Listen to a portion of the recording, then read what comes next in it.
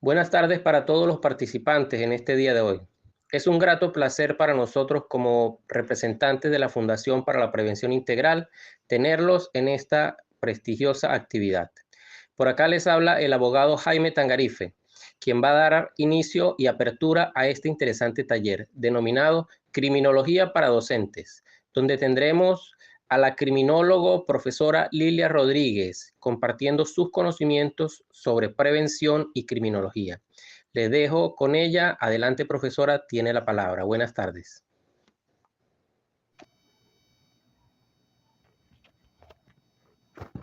Ok, el siguiente principio que tenemos por acá es el consumo de drogas es más común de lo que parece. Los que estamos en lo que es el mundo docente, tal vez lo sabemos, ¿no? Pero siempre es bueno recordar que incluso antes de los 14 años, ya en nuestros países latinos, ya se ha iniciado en el consumo de alcohol o de tabaco, llámese cigarro o tabaco como tal.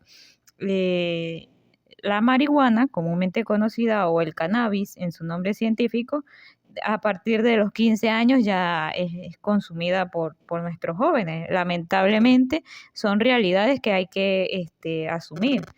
Y bueno, a partir de allí se inician a consumir drogas mucho más potentes, actualmente como la cocaína, comúnmente por acá en Venezuela conocida como perico, los alucinógenos, el éxtasis, incluso la heroína y todas las derivaciones con sus nombres populares que existen hoy día. ¿Por qué un docente tiene que estar claro con esto? Bueno, un docente tiene que estar claro con esto, bien sea para reportar la situación a las autoridades de la institución, bien sea para autoprotección, porque a veces no sabemos que un estudiante se nos está alterando o nos está amenazando y que este estudiante sea consumidor de alguna droga, no va a pensar a pensarlo dos veces a la hora de hacerte daño porque está bajo eh, el consumo de una sustancia psicoactiva.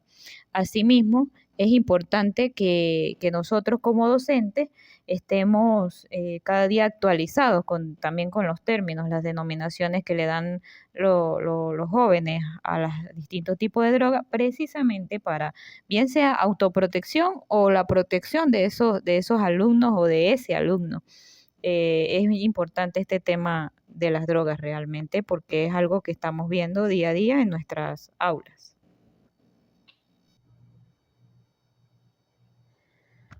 Ok, vamos a iniciar analizando un poco cómo definir la criminología.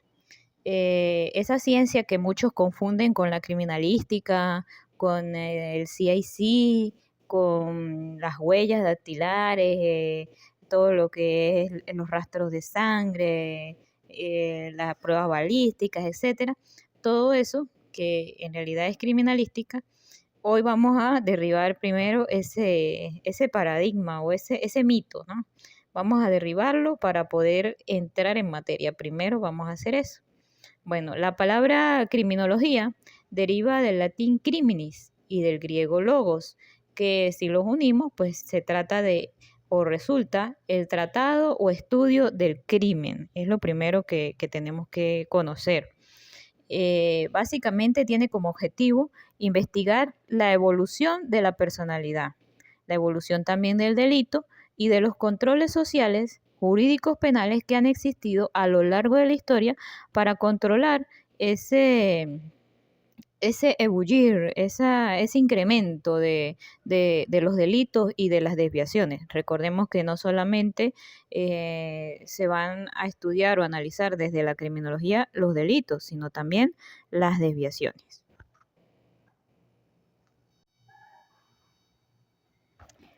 Ok, asimismo, a lo largo de la historia han existido diversos conceptos, diversas formas de definir esta ciencia.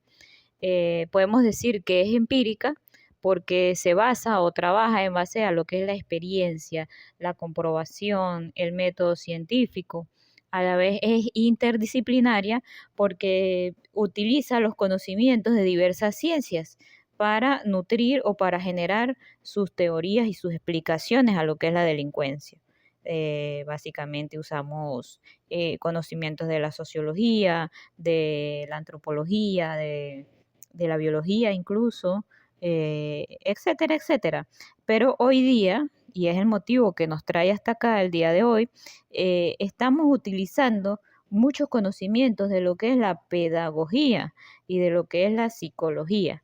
Entonces, no está de más o no está diseñado por error un taller de este tipo que mezcla criminología y docencia.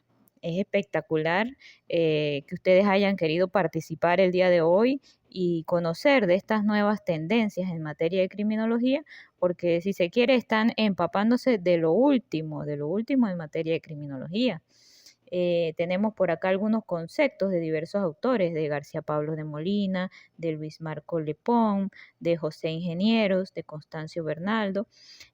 Básicamente, voy a comentarles uno de estos. Dice, la criminología es un poderoso instrumento para la prevención de los delitos y de las conductas desviadas dentro de un adecuado marco político criminal. Este autor me agrada bastante porque habla de un tema que a veces olvidamos. No existiría criminología como tal si el Estado donde se aplica no tuviera un diseño de una política criminal o una política de seguridad. Entonces ese es otro de los elementos que viene a intervenir allí en lo que es la criminología.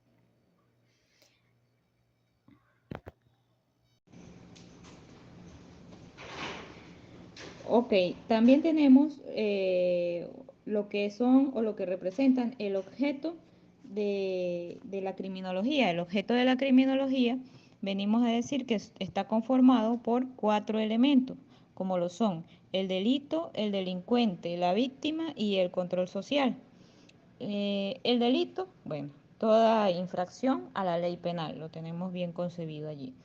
Hay una diferencia de criminología con respecto al derecho, porque la criminología, además de los delitos como tal tipificados en la ley, también estudiamos lo que son las desviaciones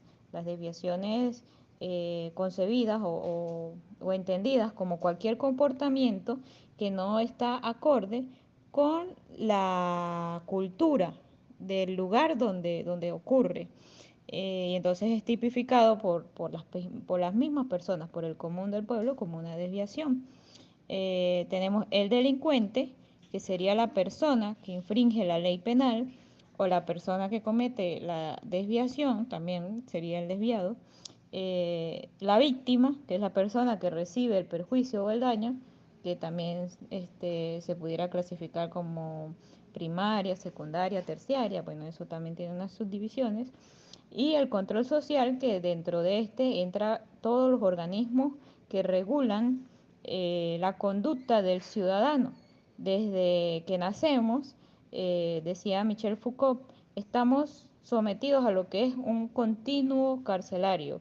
Somos registrados, no sé, por lo menos en el caso acá de Venezuela, desde donde les hablo el día de hoy, al momento de nacer al niño se le hace un registro y las huellitas de sus pies son plasmadas con tinta en un papel.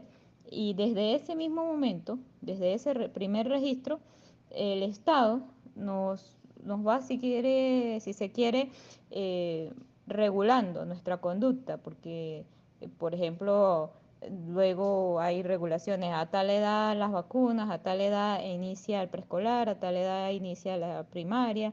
Después, bueno, si comete una infracción siendo adolescente es sancionado y así. Hay toda una regulación para la conducta del ser humano en sociedad. Eso representaría todo lo que es el control social. También van incluidos allí, además de la familia, la escuela, también todo lo que es el sistema de justicia, los órganos de seguridad, inclusive los medios de comunicación y la religión, todo aquel organismo o institución que sirva para controlar esa conducta de la sociedad. Esto sería lo que es el objeto de estudio de la criminología. Ok, acá en esta infografía es parte de un resumen que quise hacerles muy personalmente, son los 6 elementos que considero que son básicos de criminología y debe manejar un docente. El primero es saber que el delito es normal y necesario. Muchas personas o políticos sobre todo, me da risa cuando escucho que dicen, mi meta o mi plan de gobierno va a ser eliminar el delito. No, el delito es parte mm, coyuntural, ¿sí? Está en los huesos, en los tuétanos de la sociedad. Desde que el hombre existe, existen las desviaciones, el querer hacer daño. Particularmente, este, siempre debato con mi esposo si la humanidad es buena o la humanidad es mala. Él me dice, no, las personas somos buenas. Y yo le digo, ok, pero desde el principio siempre han existido homicidios, envidia, traiciones, etcétera.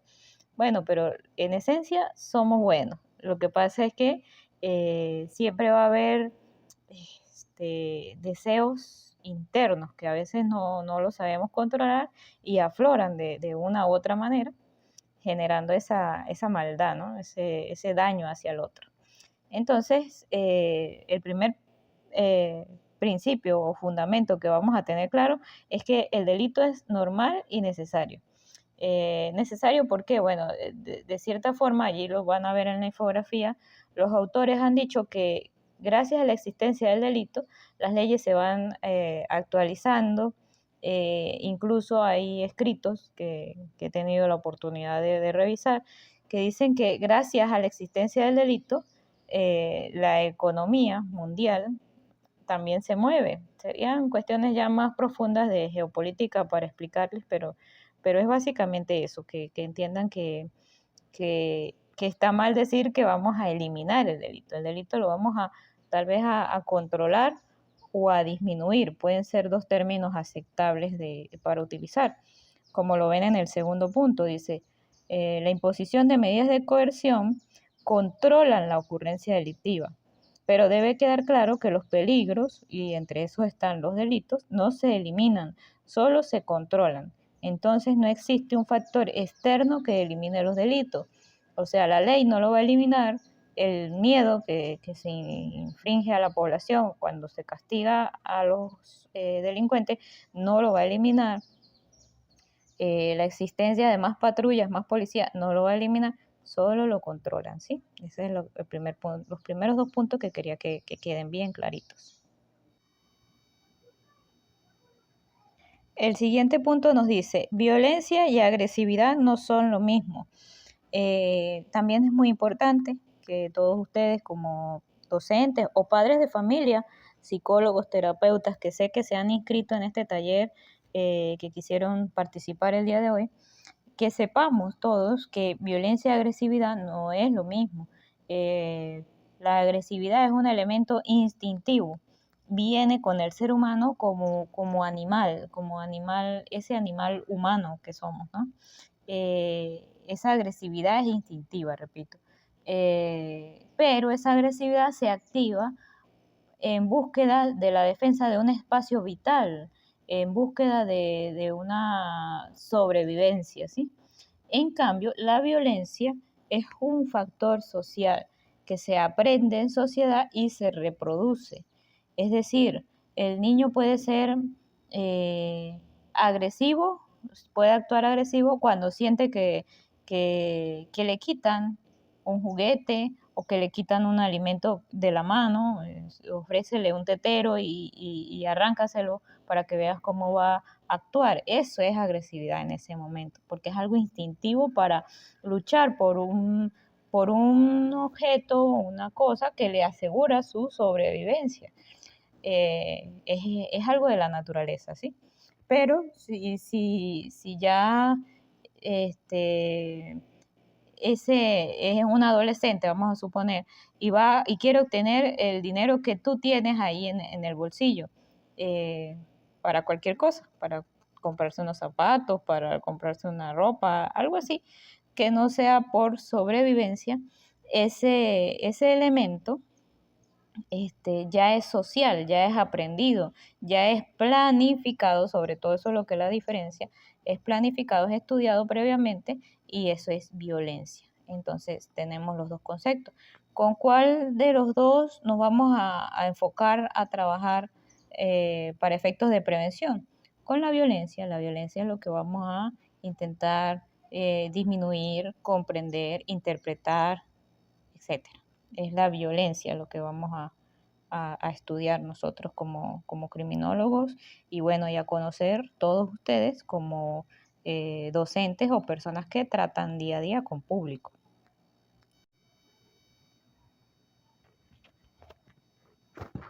Ok, el siguiente principio que tenemos por acá es el consumo de drogas es más común de lo que parece.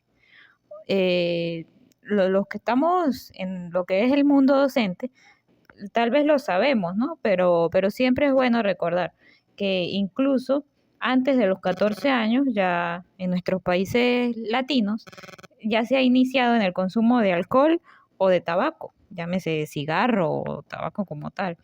Eh, la marihuana, comúnmente conocida, o el cannabis en su nombre científico, a partir de los 15 años ya es consumida por nuestros jóvenes. Lamentablemente son realidades que hay que asumir.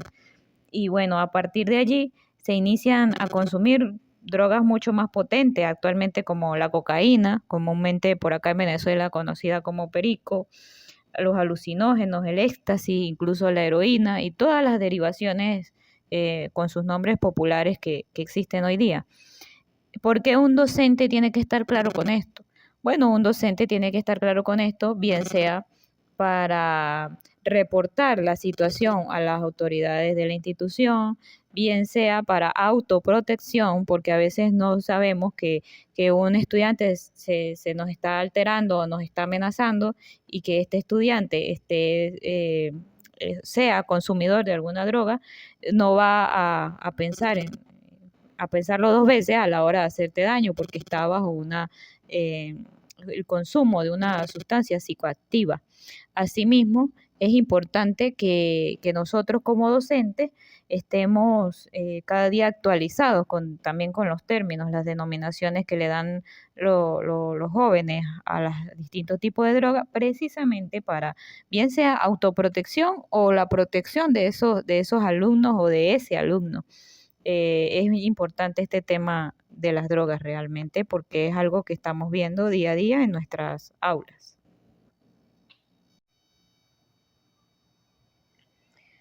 Seguidamente tenemos el siguiente mito, el que todos dicen de que si liberan el uso o el porte de armas es mejor para los ciudadanos porque sirve para prevenir delitos.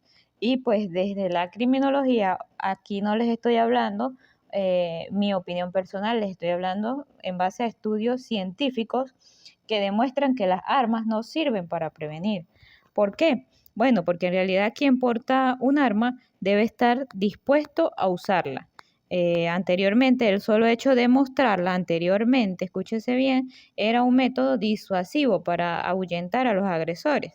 Pero hoy día, quien muestra esa arma, debe saber que está propenso a convertirse en un blanco más codiciado para los delincuentes. Porque además de sus bienes y dinero, que fue lo que atrajo, por ejemplo, al delincuente, al portar una herramienta denominada arma de fuego, pues va a ser muchísimo más codiciado esa persona para ser un blanco de ataque, para ser expropiada esa arma por parte del delincuente. Asimismo, también ahí lo pueden ver en la imagen, el tener un arma en casa en realidad lo que representa es un peligro para efecto de nuestros niños, de los que habitan en nuestro hogar, eh, porque ellos no están al tanto o no conocen en realidad el efecto perjudicial que tienen esas armas de fuego. Un día recuerdo un caso de un niño que le disparó a su hermanito y le repetía a la mamá que el hermanito lo que estaba era durmiendo, que ellos estaban era jugando y que no llorara mamá, que al ratico su hermanito se iba a levantar. Entonces ahí podemos ver que no hay conciencia todavía cuando son pequeños de que un arma de fuego es letal, que quita las vidas. Entonces, a veces como docentes creemos ese mito de que el arma sirve para prevenir. Ya vemos todo lo que ocasiona la libre adquisición de armas de fuego en países como Estados Unidos, donde hay ataques en aulas y salones de clase constantemente por parte de jóvenes y de adolescentes, que en realidad obtienen esas armas porque sus padres las tienen normalmente en la casa. Entonces, ya vemos que ese hecho, más que ayudar, lo que hace es generar muchísimos más problemas en el ámbito de la seguridad. Ok, para culminar con estas infografías de los 6 principios, vamos a reflexionar un poco sobre el hecho de que no se nace delincuente.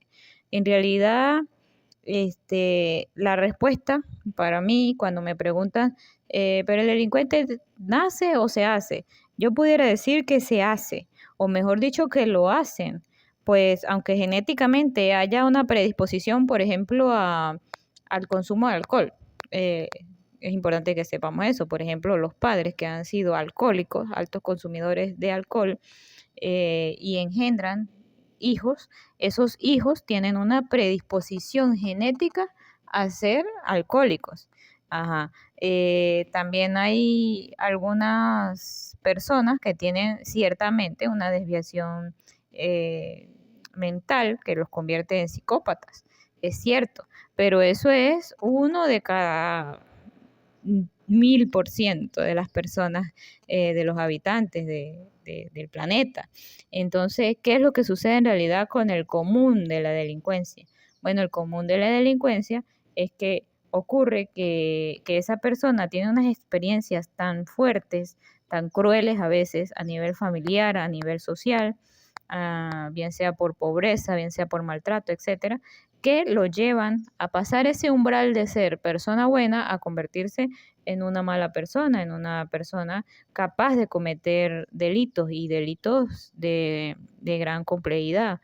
Entonces, allí podemos decir o derribar ese hito de que se nace delincuente. No, no se nace, se hace delincuente o lo hacen delincuente la misma sociedad, los mismos padres, etcétera. Ok, en esta siguiente infografía podemos ver o quise compartirles un poco, porque sé que en las instituciones educativas se trabaja mucho lo que es el área de la prevención en materia de salud. Y van y hacen operativos de odontología para los niños, vacunación, etcétera. Esto en el caso del nivel de primaria, pero yo sé que en este caso estoy hablándole a docentes de todos los niveles.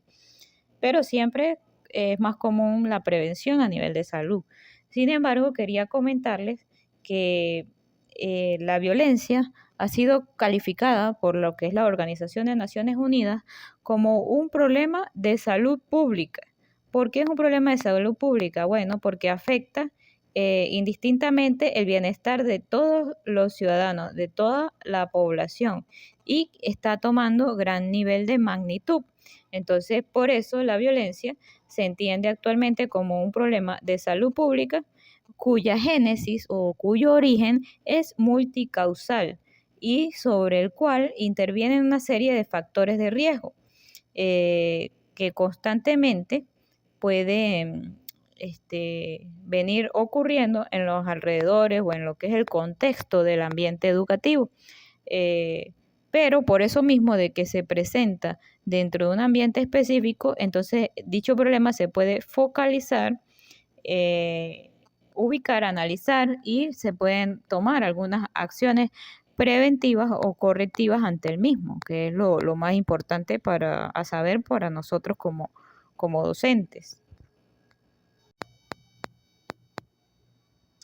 Por otro lado, ¿cuáles serían esos factores de riesgo? Esos factores de riesgo que van a afectar o van a incrementar ese nivel de violencia. Tenemos que hay dos tipos, unos estructurales y otros de proximidad. Esos factores estructurales serían aquellos que son mucho más difíciles de combatir porque va así como la palabra lo dice, va en su estructura, como si fueran las columnas sobre la cual está construida una vivienda. Por ejemplo, en el caso de la violencia, los factores estructurales o el factor estructural que más influencia tiene es el de la pobreza y la marginalidad, que se consideran como un factor estructural mediato, y sus implicaciones son a largo plazo. Ese trabajo que se puede hacer, bien sea desde el ámbito gubernamental, político, etcétera, sobre estos elementos, permite el incremento de la integración a la vida productiva de las personas que puedan sentirse en algún momento o frustradas o excluidas de la sociedad, y de esta forma se reduce la probabilidad de las conductas violentas.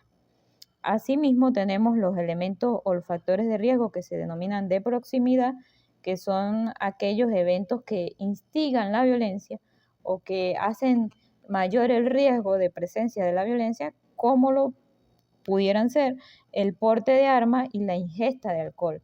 Ese trabajo sobre estos factores es más fácil realizarlo desde un aula o desde un salón de clase, porque estamos a tiempo, pues estamos realizando una prevención de tipo primario, ya la vamos a ver a continuación.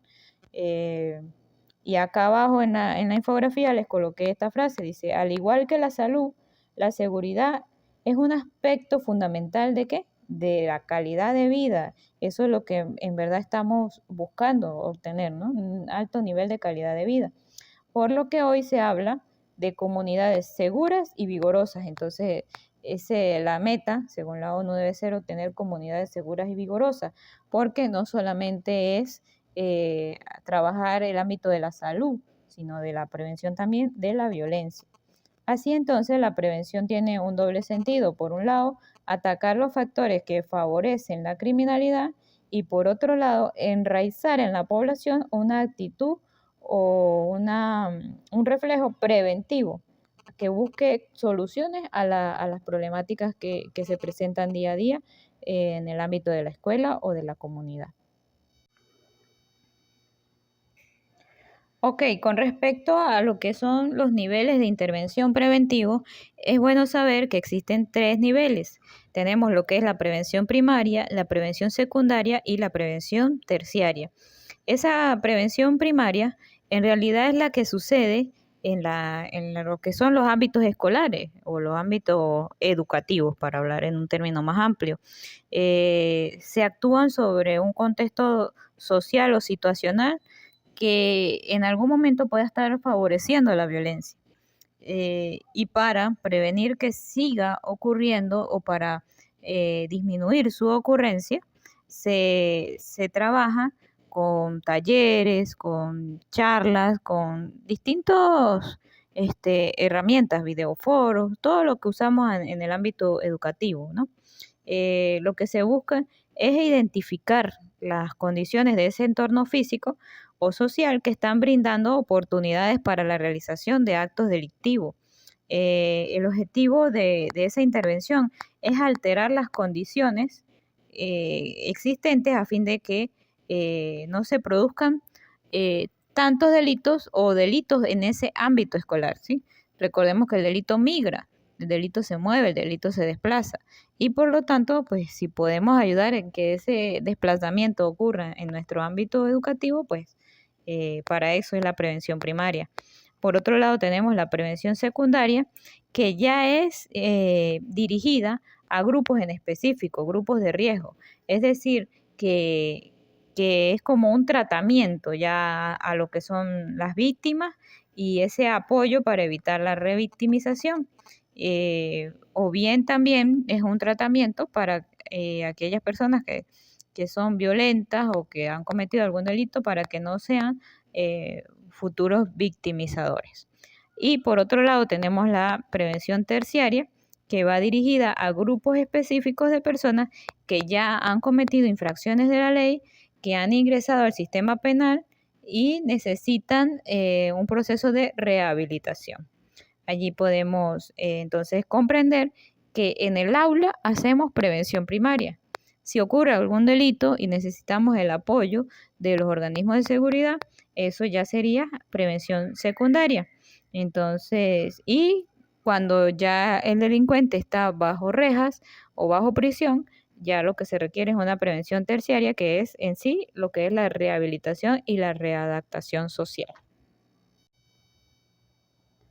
Ok, acá en esta infografía tenemos lo que es un tema muy importante o clave para el docente y que, sin embargo, yo pudiera decir, en base a mi experiencia, tengo 12 años dictando clases en la universidad, en distintas universidades, y en ninguna ocasión cuando he hecho cursos o talleres sobre pedagogía, didáctica, etcétera, y también incluso actualmente estoy cursando un doctorado en educación, me han hablado de lo que es como tal el manejo de la clase.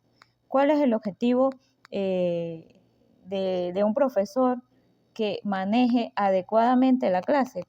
¿Cuáles son, qué es lo que busca? ¿Qué es lo que busca en realidad ese profesor durante lo que es el ejercicio de el dominio del salón, del ambiente, ¿no? Ese liderazgo. ¿Qué es lo que se busca? Bueno, tiene dos objetivos ese docente en ese ambiente educativo. Tiene unos objetivos inmediatos o instructivos y unos objetivos mediatos o educativos. Vamos a conocerlo, ¿no? Vamos a aprovechar esta oportunidad para que lo conozcamos todos, incluso el que ya lo sabía, como decía el flyer, una frase de Séneca, no es porque no es que tú estés aquí hoy porque no sabías estos principios o estos fundamentos, sino porque estás porque quieres saberlos mejor o saberlos a profundidad. Entonces, tenemos que los objetivos inmediatos o instructivos que tiene ese docente dentro de esa aula es asegurar el orden y la disciplina, primero que nada, porque son necesarios para el trabajo en el aula. Es de entender que un aula que esté desordenada, con gritos, etcétera, no es un ambiente propicio para enseñar. Y de segundo objetivo inmediato tenemos garantizar el mejor aprovechamiento del tiempo, llevando a los alumnos a rendir más en los estudios. Les voy a colocar un ejemplo. En este momento que yo estoy acá dictando este taller, yo voy mirando el tiempo, voy calculando cuánto tiempo puedo invertir en cada una de las infografías, de manera que a ustedes les llegue todo el material que les diseñé para esta ocasión y que lo puedan disfrutar, entender y discernir pero sin necesidad tampoco de extralimitarme en el tiempo, ¿sí? Entonces, esa que es una labor que realizamos todos los docentes, bien sea en el aula o bien sea por acá, por la vía online, es uno de los objetivos inmediatos de ese manejo de la clase. Estos objetivos son los que aseguran, por consiguiente, las condiciones necesarias e indispensables para poder realizar el trabajo educativo de manera eficiente. Estos objetivos incluyen lo que es la prevención y la paz en el aula, dominar el tiempo, promover la disciplina, asegurar el orden. Todo esto es lo que en realidad es el objeto de estudio de la criminología, los objetivos inmediatos de lo que es el manejo del aula por parte del docente. Eso es materia de estudio de la criminología. Y por otro lado tenemos los objetivos mediatos o educativos, que ya eso sí son ámbito netamente del estudio de la educación, que es el sentido de responsabilidad, las actitudes de sociabilidad, de respeto a los superiores y a los colegas, el espíritu de colaboración, de auxilio mutuo, el amor al trabajo, el gusto por el estudio, los hábitos cuando estamos en primaria como docentes, el de aseo, también el orden. Bueno, que yo incluso siendo a nivel universitario siempre promuevo ese orden, ¿no? En el aula. A veces les digo, yo no estoy en el salón de primaria, pero me van a disculpar, pero yo en un salón sucio no trabajo. Entonces todos a acomodar, todos a poner bonito el salón. pero todo eso ya son objetivos mediatos, o sea, constante, pues siempre deben estar a lo largo de toda la clase, de toda la actividad educativa. La diferencia con los anteriores es que los anteriores deben ser al momento que el docente entre al aula. Desde el mismo momento que el docente entra al aula, tiene que mantener esa disciplina y ese control, ese silencio, ese respeto, manejar los tiempos, etcétera. Estos objetivos, por el contrario, van a lo largo, son, si se quiere, una forma de explicárselo, sería la palabra transversales durante toda la clase. La moral, la honestidad, todo lo que son los valores van allí. Estos objetivos son de fundamental importancia para la formación moral y social de los educandos. Pero como les decía, los objetivos que van a ser de importancia a nivel de estudio de la criminología van a ser esos objetivos inmediatos que les hablé anteriormente.